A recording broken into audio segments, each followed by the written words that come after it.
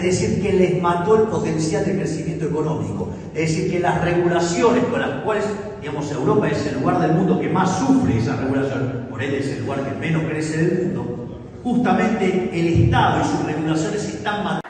¡Viva la gran nación argentina! ¡Viva! ¡Viva su presidente Javier Milei! ¡Viva!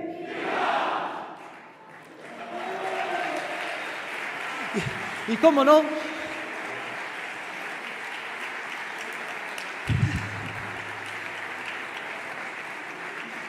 no, ¡viva la libertad, carajo!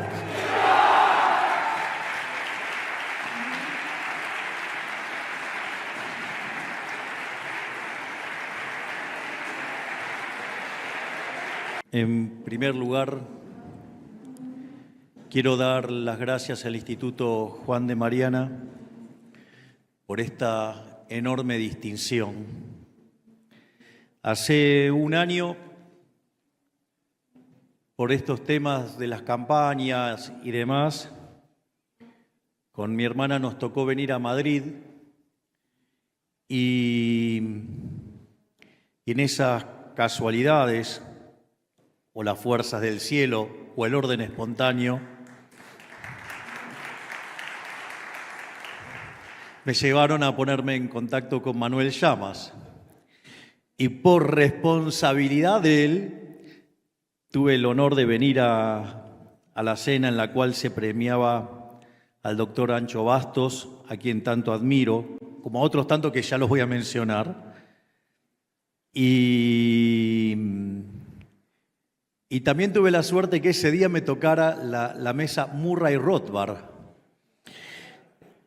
Hoy creo que fue más buscado, porque de hecho, digamos, gracias a leer el artículo de Murray Newton Rothbard, Monopolio y Competencia, digo, yo me convertí a la escuela austríaca, una versión publicada por el editor, por Libertas, y que había sido traducida por el papá de nuestro prócer de la libertad y claramente uno de mis mentores, el doctor Alberto Venegas Lynch, hijo, a quien tanto le debo y con quien tengo tanta gratitud por todo lo que ha enseñado y por su generosidad para conmigo también, en un contexto bastante hostil en el cual, digamos, fui desarrollando mi presencia en el liberalismo y en la política.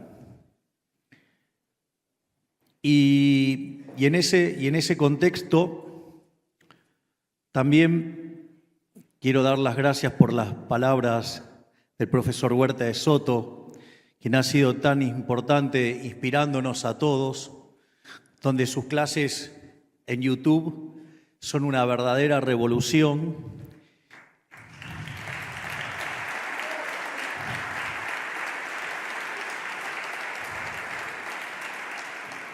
También quiero dar las gracias a las palabras del profesor Ricardo Manuel Rojas, que digamos, en alguna parte ahora cuando hable lo voy a mencionar, que siempre ha sido tan generoso conmigo y que varias ocasiones me ha ayudado mucho.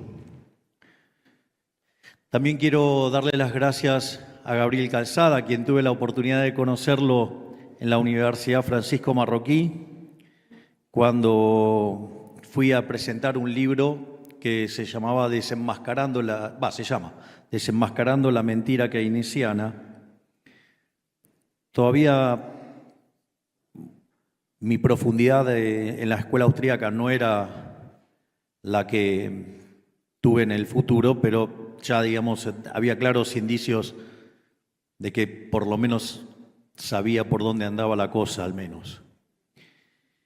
Y en esta charla, para hoy, yo tenía preparado, digamos, una suerte de síntesis de mi reciente libro que se llama Capitalismo, Socialismo y la Trampa Neoclásica, que básicamente dice de la teoría económica a la acción política. Es un libro donde básicamente exploro los problemas de diseño de la teoría neoclásica y cómo ello conduce a socialismo. Y son 5 bloques Y me pareció que a la luz de los discursos y a la luz de las interacciones que fui teniendo, puede que pueda aportar también algo de valor contándoles mi experiencia, sobre todo en lo que tiene que ver con la política.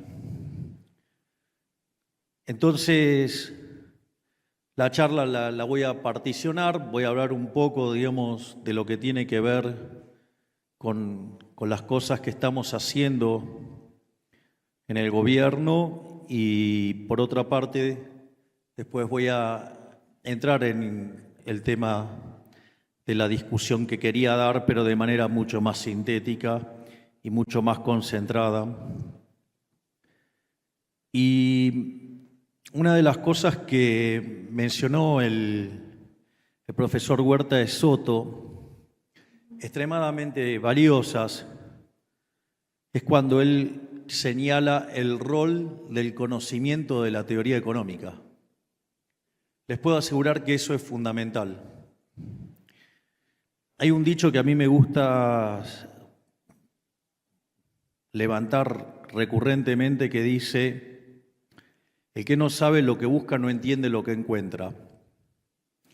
Y esto tiene un rol fundamental cuando uno diseña la política económica y cómo uno se aferra a ese rumbo. O sea, nosotros desde el primer momento siempre supimos hacia dónde queremos ir. Es decir, el norte está claro, nosotros queremos ir ahí. Y eso viene dado por todo lo que uno hace, su background, digo, la forma en la cual vemos la economía, pero digamos, no es solamente la cuestión de la economía. Nosotros interpretamos la política económica desde una cuestión moral. El diseño de la política económica tiene que ver con una cuestión fundamentalmente moral. Es decir, cuáles son los valores que están detrás de eso. Y claramente que frente a eso nada puede contra el liberalismo. Por eso recurrentemente en nuestros actos de campaña cerraban con la definición del liberalismo de Alberto Venegas Lynch, hijo, con algunas mutaciones que yo le hice, que es esto de: el liberalismo es el respeto irrestricto del proyecto de vida del prójimo, basado en el principio de no agresión y en defensa del derecho a la vida, a la libertad y a la propiedad, y cuyas instituciones son la propiedad privada, los mercados libres de intervención estatal, la libre competencia, pero en el sentido austríaco, no en el sentido neoclásico, la división del trabajo, la cooperación social, y donde solamente se puede ser exitoso sirviendo al prójimo con bienes de mejor calidad a un mejor precio.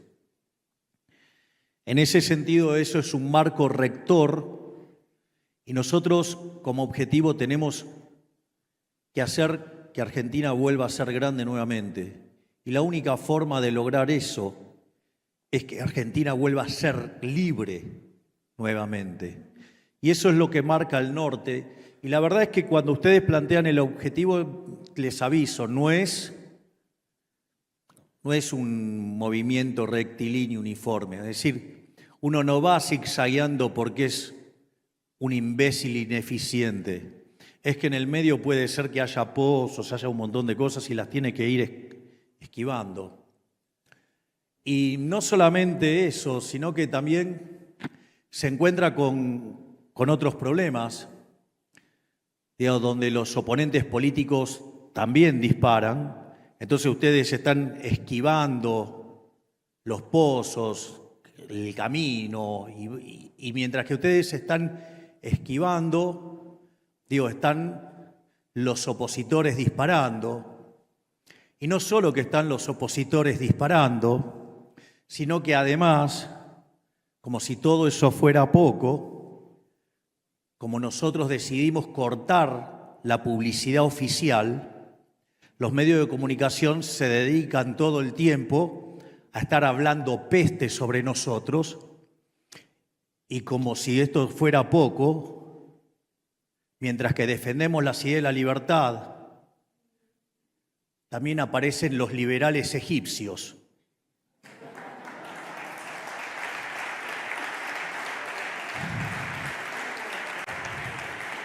Que por un lado hablan de libertad y que por otro lado le venden la patente de corso al mejor postor. hasta lo hacen hablar de la eficiencia del gasto público.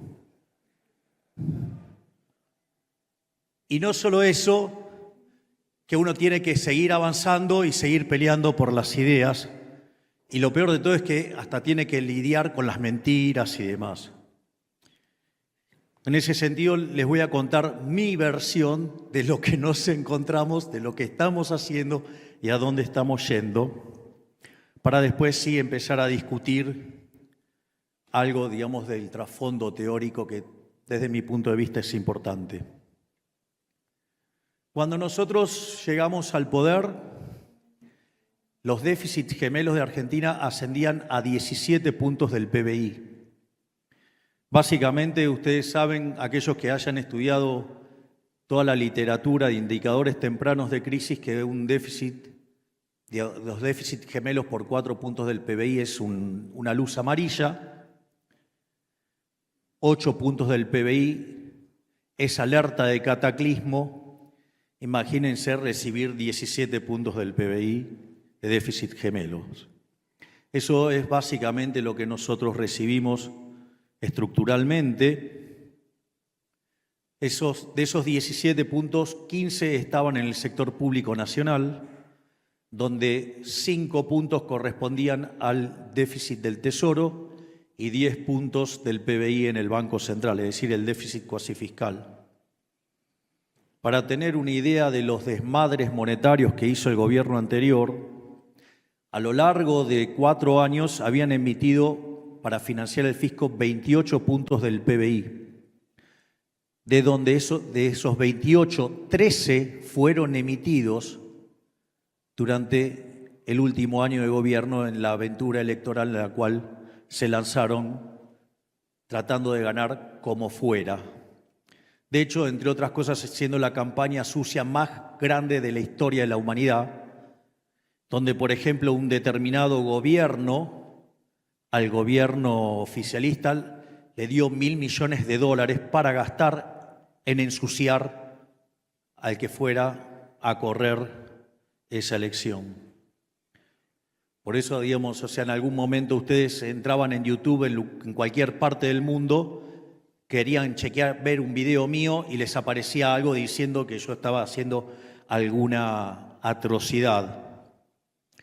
Digamos, si estas cosas eran levantadas por personas, aún, digamos, sabiendo que eran mentiras. Es más, en una de esas mentiras que hizo, por ejemplo, alguien ligado al liberalismo, por poco mata a nuestro candidato a ministro de Educación, que le dio, digamos, con problemas cardíacos, casi, lo termina de mandar por algo que filtró uno supuestamente de los nuestros. En ese sentido, lo que quiero señalar es que nosotros la campaña la hicimos con una motosierra, que tenía que ver con el recorte del gasto público, con $1, que era la forma popular que la gente entendió la competencia de monedas y eliminar el Banco Central. Pero nos dijeron que era imposible. Es decir, decían que era imposible. De hecho, hoy los sommeliers del ajuste, y que hablan que el ajuste y que tiene mucho más de tijerita y licuadora, yo no sabía que si el 90% del ajuste es ajuste de motosierra, a eso lo llaman tijerita. Es un problema de orden de magnitudes, o sea, el 10% del ajuste es licuadora, pero bueno, así son de honestos intelectualmente algunos economistas. Lo lamentable es que esas cosas también las repiten liberales, que es más grave todavía. Pero bueno, algunos están vendidos y cobran para hacer este tipo de aberraciones. En este sentido, una de las cosas más formidables que nos pasó es que cuando tuvimos la primera reunión de gabinete, cuando empecé a decir lo que queríamos hacer, algunas partes dijeron que lo que yo quería hacer era imposible. Por lo tanto, dije que aquellos que creían que era imposible, que se fueran. Porque si iba, era un día de 40 grados, o sea, si yo iba y le preguntaba al heladero que estaba en la esquina vendiendo helados, también decía que era imposible. Así que a mí no me importaba si me decían que era imposible. A mí me tenían que traer cómo se hacía lo que yo quería hacer. Y así empezamos e hicimos el ajuste fiscal. De hecho, hicimos el ajuste fiscal más grande en la historia de la humanidad, no solo el de la Argentina. En el inicio, básicamente, frente al desastre con el que nos encontrábamos, nosotros sabíamos que había que frenar la emisión monetaria. En la primera semana de diciembre los precios crecían al 1% diario, o sea, al 3.700 anual. En los primeros 15 días de diciembre se había acelerado a un ritmo del 7.500% anual. No solo eso, sino que cuando ustedes toman la inflación mayorista, que es un indicador anticipado de la inflación, de hecho la inflación de diciembre fue del 54%. Eso anualizado da 17.000%. Entiendo, digamos, que la inflación del 3,5 del último mes es un número espantosamente alto y que significa que anualizarlo el 50% anual. Pero la verdad que pasar de 17.000 a 50% anual, sin tener la hiper en el medio que licúe los saldos reales, sin tener controles de precios, sin fijar el tipo de cambio y sin tener expropiaciones, vaya que es una aventura increíble.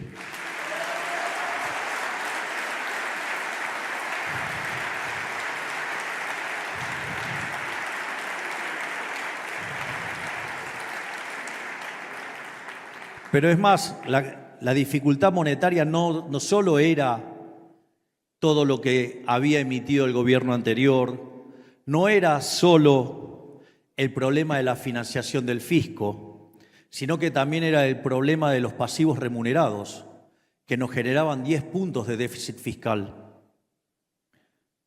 Y en ese sentido, también tuvimos que tomar estrategias bastante difíciles, donde los pifiadores seriales que hoy siguen criticando le erraron, pero ninguno reconoce que le erró, porque nosotros, en lugar de buscar de ir a una tasa de interés real positiva, lo que nosotros buscamos es arbitrar con la moneda extranjera, con el dólar, contra la que los argentinos sustituyen. Entonces eso implicaba una alta tasa en dólares, pero en términos reales negativos. Y si la estabilización funcionaba, nos iba a permitir además bajar fuertemente los pasivos remunerados. Y al mismo tiempo, la tasa de interés, que estaba arriba del 250%, hoy está en el 40%, y el déficit cuasi fiscal de 10 puntos del PBI va a terminar siendo de 1 punto por lo que ya corrió, no por lo que viene para adelante.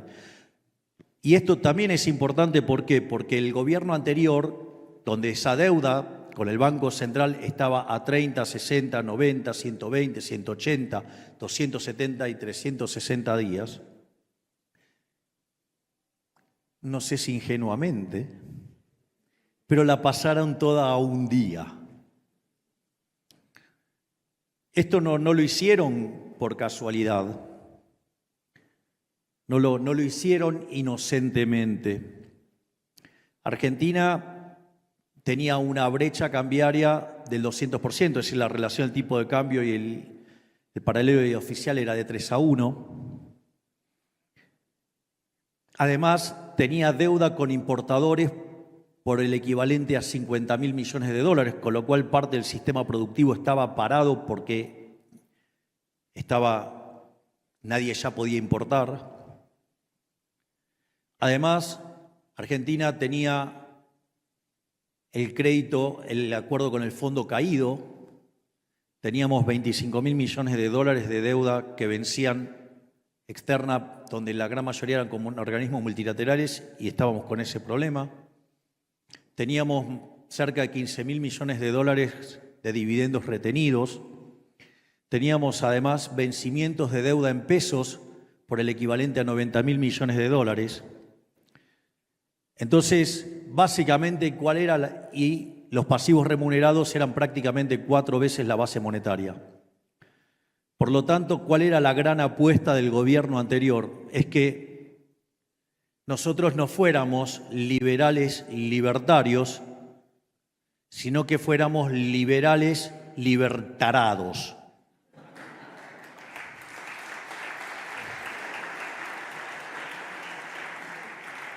En esa situación ellos creían que nosotros íbamos a ignorar las relaciones entre stock y flujos y que un stock en esas características se podía convertir en un flujo instantáneamente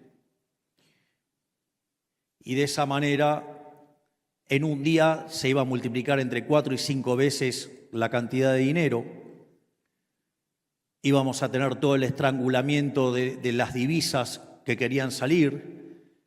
Y en ese contexto hubiéramos generado una hiperinflación y después la maquinaria peronista de los saqueos y demás hubiera hecho todo el trabajo durante el mes de diciembre, lo que quedaba de diciembre para ellos volver en el mes de enero. Frente a esa situación, siendo muy críticos por los liberales, en especial los liberales egipcios, en ese sentido, lo que nosotros decidimos, y acá sí hubo un uso intensivo de la teoría económica. Esto sí requirió un uso. Nosotros estábamos en el Hotel Libertador, El Libertador, y encima los colores del hotel son violeta. Es decir, más orden espontáneo imposible. Y esta vez estábamos con Luis Toto Caputo, este brillante hombre que tengo como ministro de Economía, quien hoy es el presidente del Banco Central, Santiago Bausili. Estaban también en esa reunión Fede Furiase, estaba Martín Botier. Y había que decidir dónde poner el tipo de cambio. Sabíamos que si abríamos generábamos un desastre. Sabíamos que íbamos a ser castigados por los liberales libertarios o aquellos que omiten el problema de los stocks, les valdrían bien el otro apodo. Y una de las cosas, el consenso de mercado, tan fatalmente arrogante, decía que había que poner el tipo de cambio en 600 y que en función de eso, dado ese 600, iba en el mejor, había una hipótesis de mejor dinámica de la tasa de inflación, que dicho sea de paso, nosotros pusimos el tipo de cambio en 800 porque corregido por impuesto país se iba e igualaba al tipo de cambio de mercado. Entonces decían que iba a ser un desastre inflacionario mucho peor. Y sucede que ahora, digamos, hubo con un tipo de cambio más alto, menos inflación y son los mismos que hablan del tipo de cambio atrasado. Tienen un problema de inconsistencia en los modelos graves. Digo, porque después dicen, no, porque este opina. Digo, están opinando todos los pifiadores seriales, no pegaron una. Aviso. No solo eso, o sea, son muy poquitos los que acertaron. Digo, recién tuve la posibilidad de saludar a una persona que se presentó y que me dijo que era amiga de Pablo Arriazu, o sea, el hijo de Ricardo Arriazu, que es uno de los pocos que sí la ven. Y en ese sentido, nosotros, ¿por qué elegimos el tipo de cambio ahí? Y esto es teoría económica pura, porque si yo, digamos, iba a un número más parecido al tipo de cambio de mercado, aun cuando no era perfectamente mercado, ¿qué era lo interesante? Que yo achicaba el exceso de demanda de divisas. Y al achicar el exceso de demanda de divisas, achicaba el exceso de oferta del resto de la economía. Entonces, achicando el exceso de oferta de bonos, subía el precio de bonos y por ende la tasa de interés y el riesgo país caían. Por lo tanto, el nivel de actividad económica también se achicaba la diferencia entre ahorro e inversión y por tanto se achicaba el exceso de oferta de bienes y por ende la actividad caía menos. No solo eso, sino que además el exceso de oferta en el mercado de trabajo también se hacía menor y por ende el salario real caía menos. Y esto es interesante porque cualquier persona que uno le hubiera dicho que en 6 meses íbamos a hacer un ajuste fiscal de 15 puntos del PBI, nos hubieran dicho que íbamos a volar por los aires. De hecho, nosotros teníamos un desequilibrio monetario peor que en la previa de la crisis del Rodrigazo en el 75. La situación del balance del Banco Central era peor que la que tenía el Banco Central en el año 89, previo a la hiperinflación del Alfonsín. Y los indicadores sociales eran peores que los de la convertibilidad, al final de la convertibilidad en el 2001. Por lo tanto, no solo que teníamos todas las condiciones para que fuera la crisis más importante de la historia argentina, porque combinaba los tres elementos de las tres peores crisis de Argentina, sino que además teníamos estructuralmente cierta debilidad en materia de estructura legislativa y estructura de poder.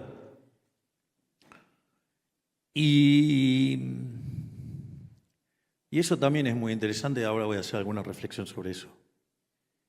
Y en ese contexto, fíjense, nosotros haciendo un ajuste de estas características, el PBI en el primer trimestre cayó 7%. Claro, uno dice, no, es tremendo. Ahora, cuando ustedes toman la crisis de la convertibilidad, durante el 2002, el PBI cayó 10,9%, o sea, casi 11%. Pero en el segundo trimestre, que es donde toma todos los ajustes, el PBI cayó 16%. Es decir, que el uso de la teoría económica nos evitó por lo menos 10 puntos más de caída del PBI. Y eso en términos sociales no es menor.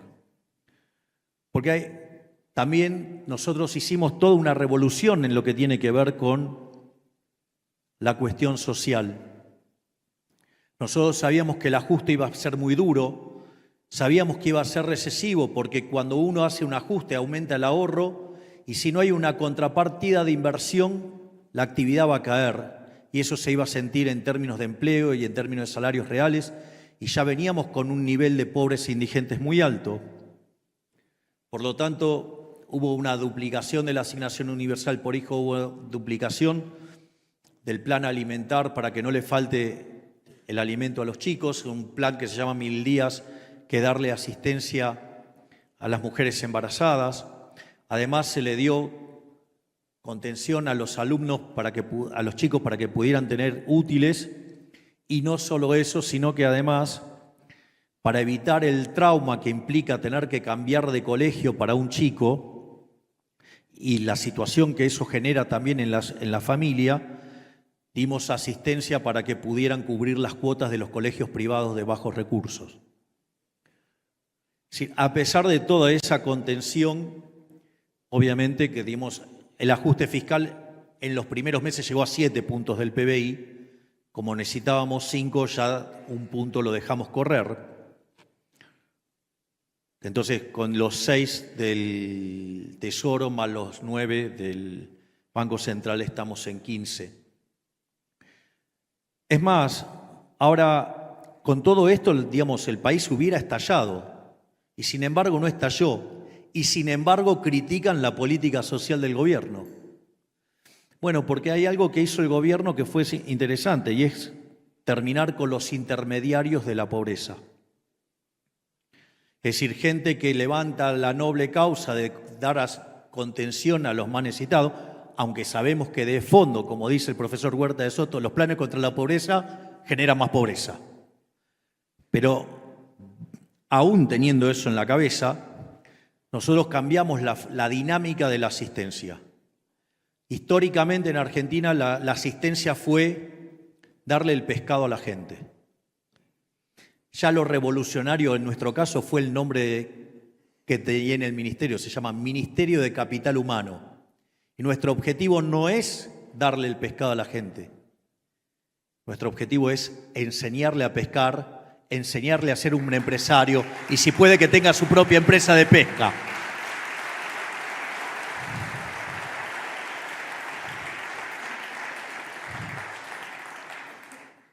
Y en ese contexto también hubo algo muy interesante. Aviso porque, digamos, si ustedes miran por los diarios o se informan con los medios de comunicación o con analistas tendenciosos, han criticado a la ministra de Capital Humano enormemente. Se creen que, digamos, porque además la ministra de Capital Humano tiene un defecto, es amiga mía. Entonces, tiene otro que es ser honesta. Entonces creen que yo tendría problemas en echar a alguien de mi gabinete porque es amigo. Bueno, el jefe de gabinete que fue eyectado, digamos, hacía 18 años que era amigo mío. No cumplió los objetivos, se fue, pista. Acá, digamos, es cumplir los objetivos. El que lo cumple, lo cumple. Y el que no lo cumple, por más que lo conozca hace 20 años, 30, afuera.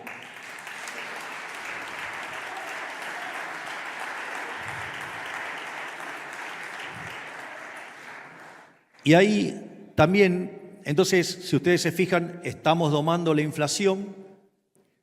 Cuando ustedes empiezan a mirar los indicadores de actividad, si miran los del primer trimestre claramente son malos, pero cuando ustedes empiezan a mirar los indicadores de abril y algunos indicadores que ya aparecen de mayo, ustedes lo que van a ver es que hay un rebote, que es decir que la economía está rebotando, la economía está recuperándose. Los veo tan interesados que me parece que no voy a hablar de teoría económica y solamente voy a hablar de lo que estamos haciendo. Es decir, liberalismo aplicado 101, dicho por el que lo está haciendo.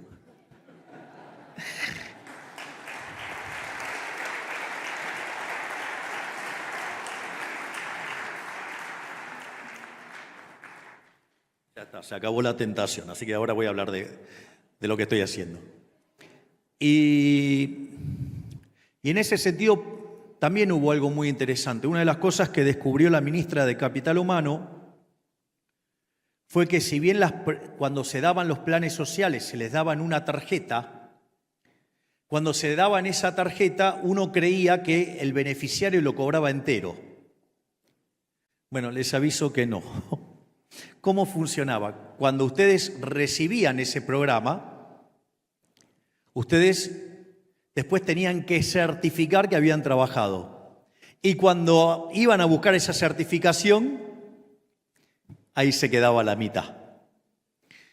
Entonces, nosotros sabiendo que el primer trimestre iba a ser muy duro, una de las cosas que hicimos, una gran acción de la ministra de Capital Humano, fue justamente quitarle la obligación de la prestación. Bueno, esa situación fue bastante complicada, no para la gente que ahora iba a recibir el doble de dinero.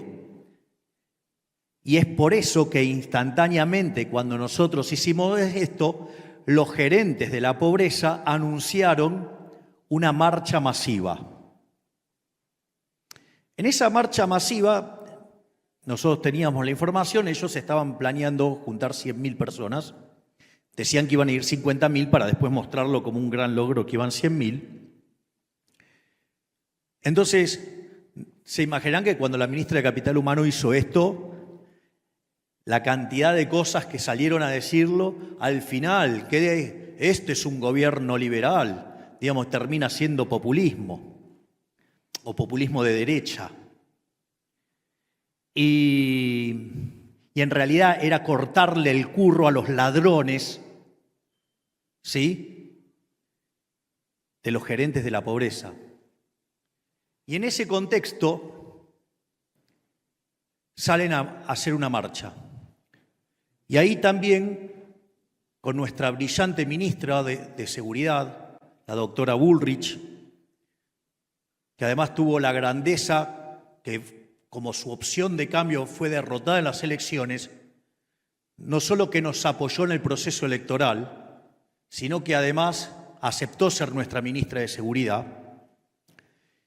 Y junto al ministro de Infraestructura de ese momento, ¿qué es lo que hicimos? Creamos un número para que la gente denunciara las extorsiones. Dijimos que el que corta no cobra. Y eso lo íbamos, y el ministro de Infraestructura lo que hacía, utilizaba la red de transporte, la que más se usaba para decir cosas aberrantes de mí, para decirle que si no iban a las marchas no pasaba nada, que ellos iban a seguir cobrando sus planes. Al mismo tiempo, la doctora Bullrich me presentó un protocolo de seguridad, el cual no dudé ni medio segundo en apoyar incondicionalmente. Y el día de la marcha, nosotros terminamos poniendo, digamos, el gobierno nacional 12.000 efectivos. ¿Para qué? Para recuperar una de las demandas de la población, que era recuperar la calle, que estaba siendo tomada por los vándalos y que toda la población era extorsionada por este conjunto de delincuentes. Bueno, de las 100.000 personas que esperaban llevaron 3.000. Había más efectivos que personas en la marcha. Eso implicó un fuerte golpe también sobre esas organizaciones. Y además, no solo que empezamos a poner en caja la inflación, estamos recuperando la economía, sino que además también pusimos en caja la calle. Es decir, hoy en Argentina la calle no es de los violentos, la calle es de la gente que quiere trabajar, y el que corta no cobra, y el que hace disturbio va preso.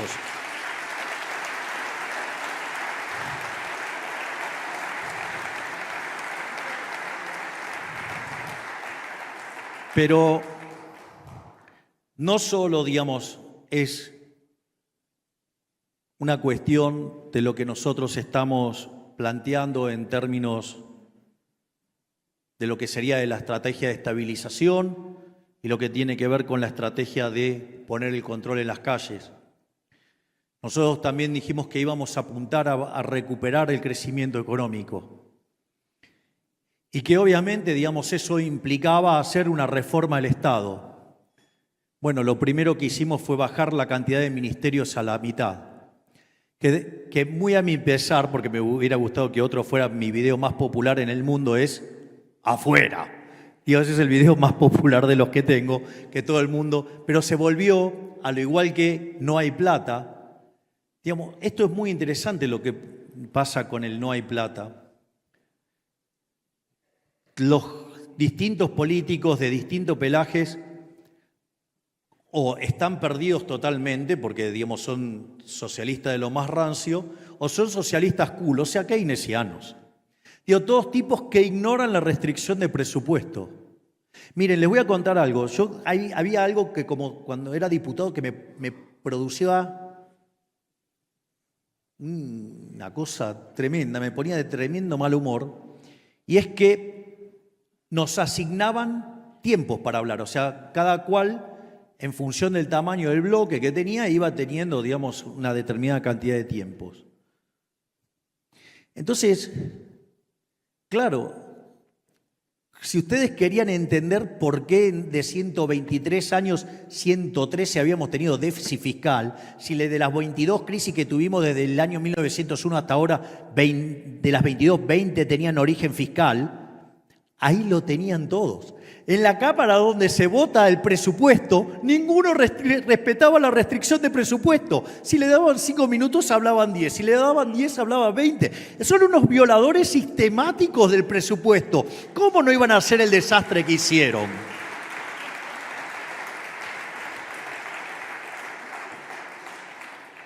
Entonces, y ahí también dimos algunas batallas importantes que fueron claves para lo que estamos haciendo, ¿no? Porque una de las cosas que dije, que ustedes pueden tomar todos mis discursos, es, siempre dije, yo no voy a votar presupuestos con déficit fiscal. Y explicaba que, por ejemplo, si ustedes tienen déficit fiscal, y esto por eso es tan importante el tema de los valores, si ustedes lo votan con endeudamiento, eso es profundamente inmoral. Porque en realidad lo que están diciendo es que la fiesta de hoy se paga con impuestos futuros. Es decir, que ustedes están de fiesta hoy y le están pasando la cuenta a sus hijos, a sus nietos.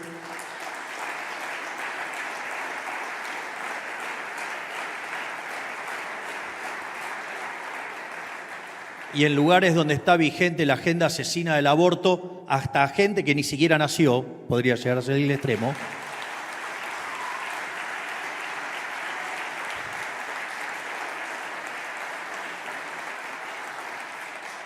Entonces el endeudamiento es inmoral. Ese es el primer punto. El segundo punto es, de hecho Argentina usó tanto eso que es el máximo defolteador de la historia moderna.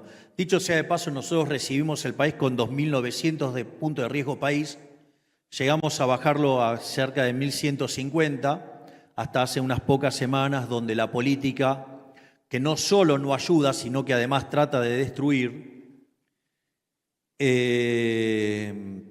nos hicieron saltar el riesgo país a 1.600, ahora de vuelta está bajando, porque bajo ningún punto de vista voy a entregar el equilibrio fiscal, o sea, me van a tener que matar para, digamos, o sea, me van a tener que sacar de la Casa Rosada para que haya déficit fiscal, porque no se los voy a entregar.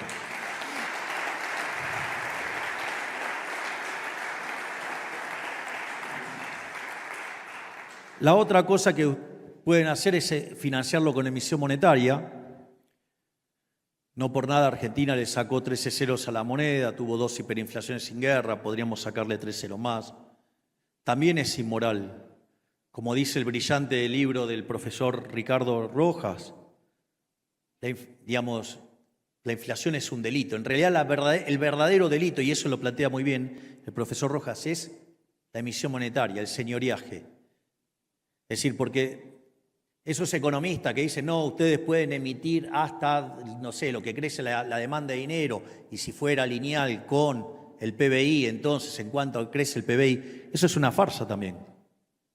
Es un delito también, es una estafa. Porque que la inflación sea cero no quiere decir que no hay estafa. Porque si no hubieran emitido, hubiera habido deflación y eso le hubiera devuelto el dinero a la gente. Y esa sí que es una política bien pro pobres. Sin embargo, los pseudos progresistas les gusta emitir dinero a lo loco. Entonces, en ese punto, nosotros, en el saneamiento que hicimos del Banco Central, hoy prácticamente ya les digo que el cuasi fiscal es cero, de acá para adelante es cero. Quedaban cerca de 18.000. Teníamos una base monetaria de 15 billones de pesos y teníamos pasivos remunerados por 18 billones. De esos 18 billones, 12 estaban en bancos públicos, 7 en el Banco Nación, donde gran parte de esas tenencias del otro lado son del Tesoro Nacional. Lo que tiene que ver con la provincia de Buenos Aires, que son 3 billones, tiene tanto déficit fiscal el soviético de la provincia de Buenos Aires que usa el Banco Provincia y por lo tanto esa no lo puede tocar, y el resto, digamos, está mayoritariamente con el gobierno de la ciudad, con quien tenemos una excelente relación. Entonces solamente nos queda un problema de 6 billones. La última colocación de letras para hacer la mutación desde el central a el Tesoro ascendió a casi 6 billones de pesos. Están casi contra las cuerdas que los tenemos knockout.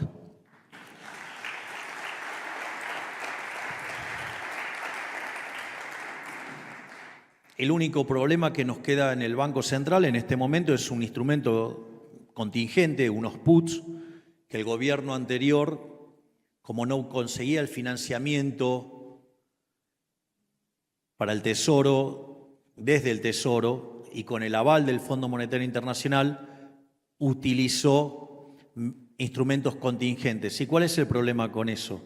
Que en el balance del Banco Central ese pasivo queda registrado por el valor del contingente, o sea, con una fracción muy pequeña del pasivo que ustedes tienen abierto. Entonces ustedes no lo ven prácticamente adentro del Banco Central y sin embargo hay un potencial de emisión por 4 puntos del PBI. Por lo tanto, el día que terminemos con eso, ahí va a empezar la segunda etapa de la reforma monetaria. Ya he evitado, el tiempo es de Dios.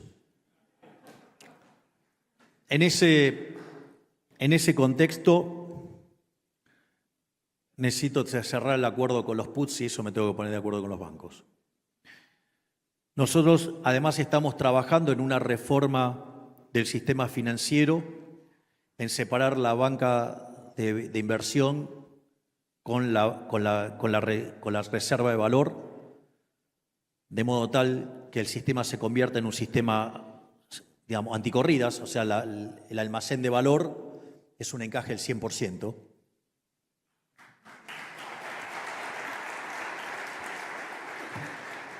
Y en la banca de inversión ustedes van a tener títulos y se va a ir acomodando, se iba en función de cómo fluctúen los precios. Por lo tanto, se terminaron las corridas. Entonces, cerrado el grifo fiscal, cerrado el grifo financiero, cerrado el grifo externo, porque el tipo de cambio va a ser libre, vamos a ir no solo a un sistema de libre competencia de monedas, sino que al mismo tiempo vamos a declarar la emisión monetaria un delito de lesa humanidad.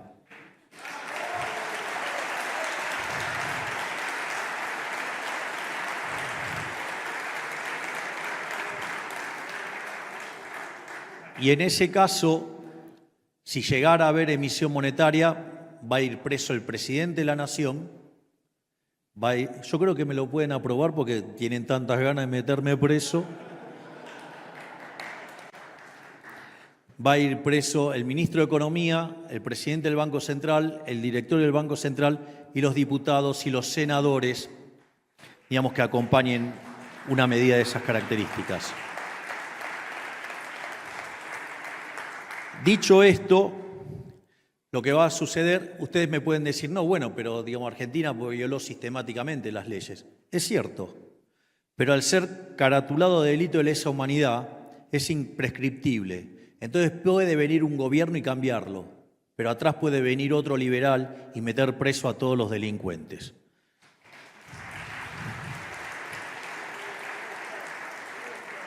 Por lo tanto, al quedar fija la cantidad de dinero, de pesos, y en la medida que los individuos necesiten monetizar, van a traer sus propias monedas y van a hacer las transacciones en las monedas que desean. Y si ustedes se fijan, eso va a hacer que cada vez el peso tenga muchísimo menos rol o importancia dentro de la cantidad de transacciones que se hace. Y va a llegar un momento que va a ser tan chico que vamos a cerrar el Banco Central.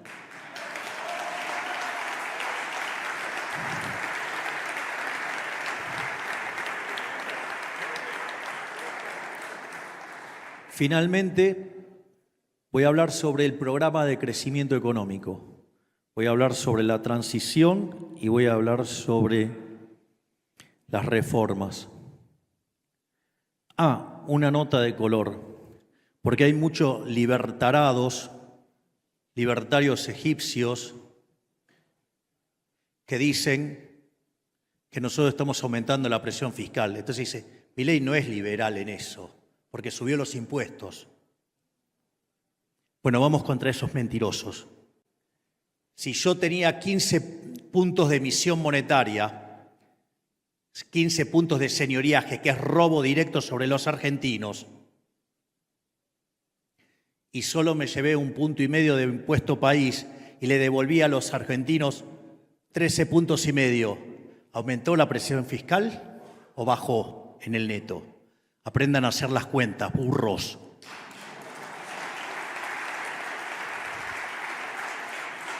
Es más, te lo subrayo más, delincuente. El gasto público en términos reales cayó 30%. La verdadera presión fiscal que enfrenta un país, ¿saben qué es? El gasto público. Y cayó 30%.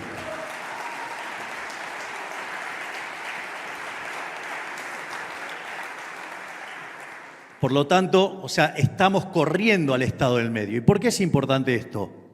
Porque ahora hay 15 puntos del PBI que se los comía el Estado y ahora se convierte en ¿qué? En el ahorro que vuelve a la inversión. Por lo tanto, la inversión va a ser financiada por ese ahorro. Pensar que cuando nosotros llegamos al poder se hablaba de la hiperinflación. El 85% de los argentinos creía que iba a haber una hiperinflación. Hoy menos del 20% cree que puede haber una hiperinflación. De ser el problema más acuciante de la Argentina, la inflación, hoy pasó a estar en tercer lugar. Que me vengan a decir que no se puede, porque sí se puede.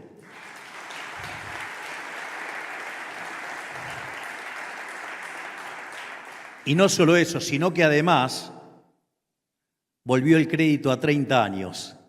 Vaya que lo estamos haciendo. Entonces, no solo eso, que va a ser un elemento que va a potenciar el ahorro y por ende la inversión.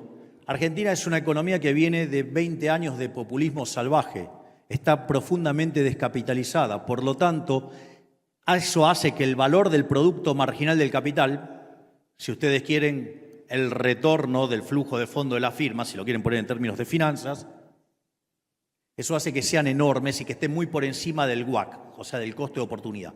Y eso también potencia la inversión.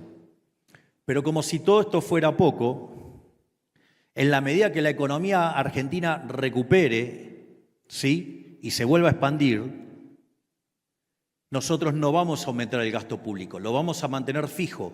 Por lo tanto, en la medida que uno pueda ir creciendo y se generen nuevos recursos, nosotros vamos a ir bajando impuestos. Y de hecho, el impuesto país, que hoy está en 17,5%, de terminar de perfeccionarse la salida de la ley bases y la ley fiscal, que está enviada por necesidad de los gobernadores, no por nosotros, porque tenemos equilibrio, en ese contexto vamos a bajar ese impuesto de 17,5 a 7,5.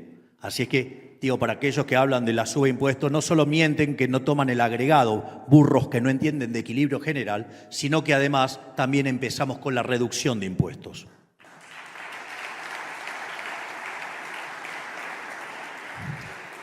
Por otra parte, hay gente que dice que no tenemos un programa de largo plazo. Es increíble porque la reforma más grande que se hizo en la Argentina fue la que hizo Menem, y esa reforma del Estado tenía 100 artículos, eran 100 reformas. Y dicen, no, la desguazada ley bases. Bueno, la desguazada ley bases es 5 veces más grande que la reforma de Menem. Y no solo eso, si le sumamos el decreto de necesidad y urgencia, que la evidencia ha probado que tengo razón, la reforma es 8 veces más grande. Es decir, estamos haciendo la reforma estructural más grande de la historia argentina, que es 8 veces más grande a la que le sigue. ¿Por qué es importante esto? Porque aquellos países que son más libres son 12 veces más ricos que los que son reprimidos. Crecen más que el doble, tienen 25 veces menos de pobres en el formato estándar, 50 veces menos en el formato extremo. Entonces, ¿por qué es tan importante? Esto es muy importante porque estas reformas lo que va a hacer que Argentina en el índice de libertad económica escale 90 puestos. Es decir, que Argentina entraría en un sendero de crecimiento que podría hacer que en un determinado periodo de tiempo, llamemos 35, pongan 40 años, nos podríamos convertir en un país como Alemania. Sin embargo, tengo algunas noticias extras para decirles. No, a mí no, parecerme a la libertad económica de Alemania no me gusta.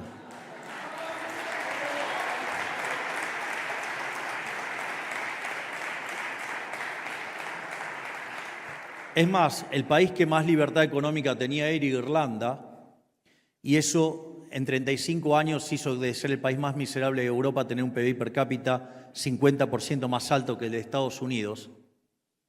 Pero la verdad, ¿sabe qué? Nosotros tenemos pendiente todavía 3.200 reformas estructurales más, y no solo que vamos a ser libres como Irlanda, vamos a ser el país más libre del mundo y vamos a ser el país más próspero del mundo.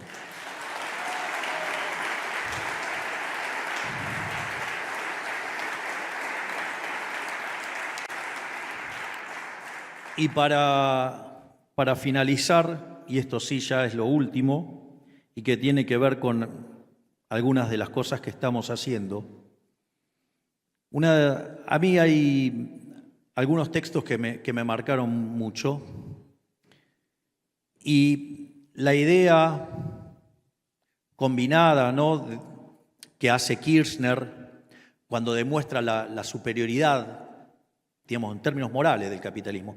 Porque es interesante cómo arranca ese libro. Kirchner dice, Sí, la superioridad productiva del capitalismo respecto al socialismo es innegable.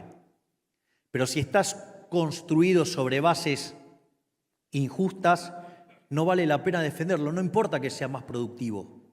Está construido sobre algo injusto, entonces no vale la pena. Entonces él avanza en demostrar que además es el único sistema justo. Para eso se vale del principio de apropiación de Locke y se vale de la idea de Hayek del mercado como proceso de descubrimiento. Esto es muy interesante porque cuando ustedes estudian la literatura del crecimiento económico y especialización, o sea, con y sin dinero, o sea, se supone que entiendo cómo se hace para crecer una economía y cómo bajar la inflación. Esta última parece que está funcionando, la otra créanme que también. Pero es muy interesante el planteo de Hayek. Si ustedes lo ponen y lo contrastan con lo que es la teoría del crecimiento económico. La teoría del crecimiento económico, una de las cosas que hace es buscar y tratar de describir cómo llega a un estado estacionario con o sin crecimiento. Pero lo interesante es que según como ustedes modelen la función de producción, aparece un fenómeno que se llama convergencia. Y eso es interesante porque los países que suelen estar rezagados crecen más rápido que los que están adelante si hacen las reformas de mercado.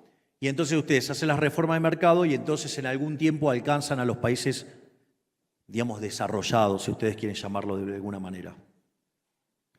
Y esto es muy interesante porque cuando ustedes van mirando la historia de la humanidad, la cantidad de años que se necesita para duplicar el PBI per cápita es menor. O sea, el primero que lo logró fue Inglaterra, que tardó 58 años, después Estados Unidos, así sucesivamente hasta, digamos, en el caso de Corea, que tardó 10, o en el caso de China, que tardó 7. Es más, es tan interesante el caso de China que no solo que duplicó el PBI per cápita en 7 años, sino que los 7 años que le siguieron también, obviamente haciendo reformas pro mercado. Es decir, que en 14 años multiplicó por 4 el PBI per cápita. Entonces ustedes lo que ven es un proceso de aceleración. ¿Y eso por qué pasa? Porque en realidad esas oportunidades de mercado en los países que están desarrollados ya fueron descubiertas. Entonces ustedes lo que tienen que hacer, ¿qué es? Tener buenas instituciones que defiendan la vida, la libertad y la propiedad y el principio de no agresión, o sea, la idea de la libertad. Y cuando ustedes hacen eso, van a crear un ambiente para que las empresas se puedan desarrollar, para que los emprendedores puedan descubrir y apropiarse de sus descubrimientos, y eso hace que ustedes puedan converger. Y cuanto más libres sean, más rápido lo van a hacer, y cuanto más los ayuden la tecnología, más lo van a poder hacer. Por eso, mi última gira por Estados Unidos tuvo que ver con ir a ver a los empresarios más importantes del mundo tecnológico. Porque ¿qué es la inteligencia artificial? No es ni más ni menos que una nueva suerte de revolución industrial, una situación donde se da un aumento de la productividad nunca visto. Y eso, el único riesgo que tiene eso, digamos, todos habrán leído Hazlitt, por ejemplo, cuando dice el odio a la máquina. Bueno, ustedes escuchan, la mayoría de los políticos parece que estuvieran recitando el odio a la máquina, ¿no? O sea, digamos, la falacia ludita. Y es interesante porque están basados en todos un montón de mitos que son todas mentiras, que la escuela austríaca sabe que son todas mentiras. Y con eso lo que hacen es regular. Pero ¿qué es lo que pasa? Ustedes cuando ustedes regulan, esto en economía es el problema de las no convexidades. Digamos, son esos problemas que nos inventamos en la cabeza los economistas para determinar determinadas propiedades normativas, llámese óptimo de Pareto, en nuestros modelos de equilibrio general, y que en realidad no tienen nada que ver con la vida real. Si por eso para mí fue muy revelador el artículo de Murray Newton-Rothbard, ¿no? Digamos, o sea, monopolio y competencia, donde me di cuenta que después de dar 25 años de clases de microeconomía, todo lo que había enseñado de estructura de mercado estaba mal. O sea, fue más productiva esas 3 horas para leerme esas 140 hojas que todo lo que había estudiado antes. Pero, bueno, no por nada uno de mis hijitos de 4 patas se llama Murray.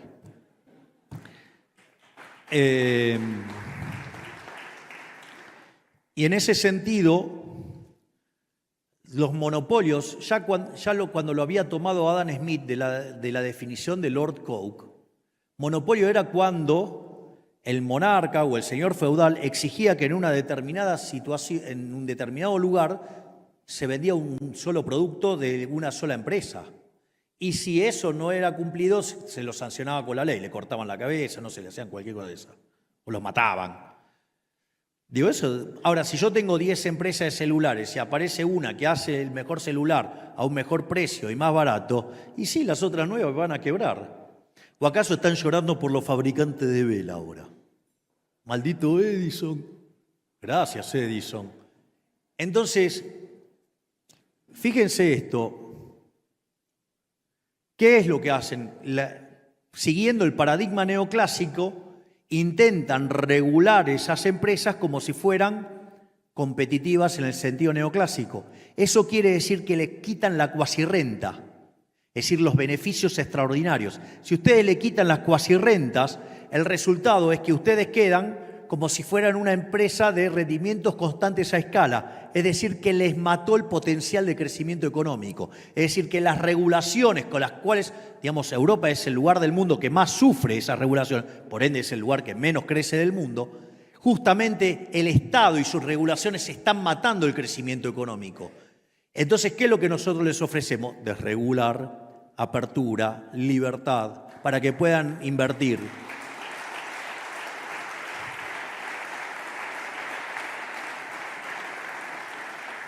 Por lo tanto, abrazando las ideas de la libertad, ¿sí? No castigando a la población con la aberración del aborto, porque la población permite mayor división del trabajo y por ende permite mayor crecimiento económico, permite mayores rendimientos crecientes a escala. La famosa fábrica de alfileres de Adam Smith, limitada por el tamaño del mercado, es un canto a defendamos la vida, no la muerte. Algo que Elon Musk lo levanta. Les voy a contar una anécdota divertida de Elon Musk. Este le va a gustar. Estamos en la primera reunión con Elon Musk, entonces me plantea el problema demográfico, entonces nos ponemos a discutir el tema demográfico y que a él le preocupa el hecho de que la población está creciendo cada vez menos y que, digamos, hay un problema ahí con la tasa de natalidad. Entonces, se nos frena el motor de la innovación. Y entonces, él, digamos, propone revertir el lavado de cerebro que se hizo en la población, digamos, con todo lo que fue el Club de Roma, que son los que, digamos, ahora se desclasificaron los archivos de Nixon, digamos, donde proponían como una cuestión científica, o sea, porque hoy son los elevados los que proponen el aborto. Lo que no saben que es una agenda que si ustedes van y miran el libro del Éxodo, la Torá, o sea, Shemó, o sea, el Pentateuco del Antiguo Testamento, digo, ya, digamos, eso se aplicaba ya desde hace rato, o sea que no tiene nada de moderno, digamos, hacerse el canchero pro-choice. Pro-choice es una manga de retardatarios de hace 4.000 años. Y al margen de eso, entonces en un momento me dice, no, bueno, entonces hay que trabajar para limpiar ese lavado de cerebro. El liberalismo tiene los fundamentos para hacerlo con el respeto del derecho a la vida. Probablemente no hay mejor ejemplo que el de Walter Block del avión. Con ese no pueden nunca. Pero hay algunos imbéciles que dicen, no, Milei es conservador, está en contra del aborto. No, Milei es liberal de verdad, no es un asesino, que está a favor del asesino en el vientre de la madre.